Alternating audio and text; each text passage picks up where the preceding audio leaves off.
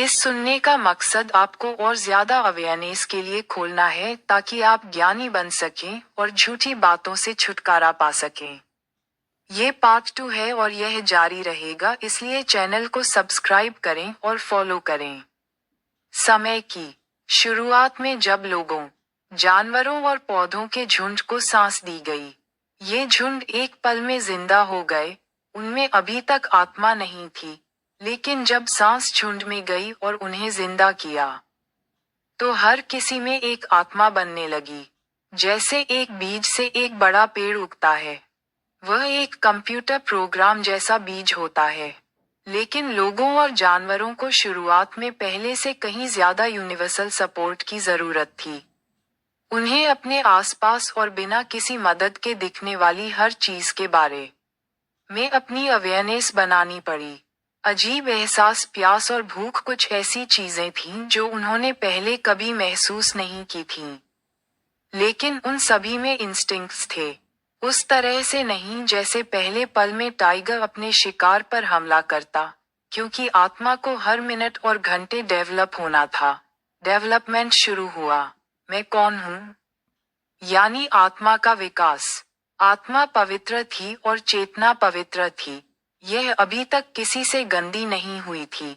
ऐसा कुछ भी नहीं था जो इसे गंदी कर सके। इंसानी प्रजाति पूरी दुनिया में छोटे छोटे झुंडों में जिंदा हुई थी, और हर चीज उम्र और बनावट में लगभग 10 साल या उससे थोड़ी ज्यादा पुरानी थी। ज्यादातर इंसान दूसरी बंदर प्रजातियों से अलग थे। बंदरों की तुलना में थोड़े कम बाल थे। इसका यूनिवर्सल असर ये था कि शुरू से ही उन्हें अपने आसपास के दूसरे इंसानों के साथ एक खास तरह का साथ महसूस होता था। ये दावा और विचार कि इंसान शुरू में 4 पैरों पर थे सच नहीं है, लेकिन ये सच है कि शुरू में इंसानों ने जानवरों के 4 पैरों पर चलने के तरीके की नकल की, इस तरह से फायदा उठाने की कोशिश की। लेकिन दूसरे जानवरों से शरीर में अंतर ने इंसानों को हमेशा 2 पैरों पर चलने के लिए मजबूर किया। इंसानी प्रजाति का कलर स्पेक्ट्रम बाकी बची हुई चीजों से बहुत बड़ा रहा है, और बनावट में भी ज्यादा अंतर रहे हैं।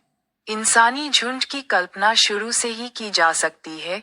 वहां बहुत कुछ हुआ है। गलत तरह के पत्थर पर बैठने पर ज्ञान हुआ है कि अब दर्द होता है। ये सब आत्मा को विकसित करने वाला है। जब ऐसा होता है तो हाव भाव और यहाँ तक कि आवाजें भी झुंड के अंदर फैलने लगी हैं।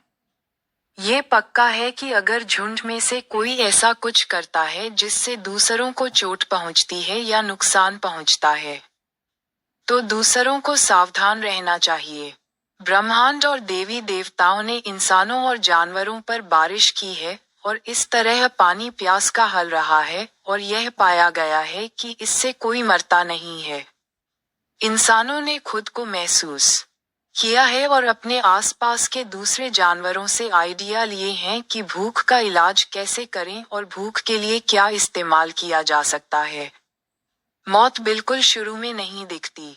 इंसानी झुंडों का साइज कुछ लोगों से लेकर 20 लोगों तक रहा है, और यह ध्यान में रखना चाहिए कि उनमें से कोई भी एक दूसरे से जुड़ा नहीं है। हमें एक झुंड का नाम लेना और उसे देखना है, और झुंड में से एक व्यक्ति का नाम लेना है ताकि हम पहले कुछ मीटर को जान सकें। लेकिन ये सिर्फ पार्ट 3 है। देखते रहिए।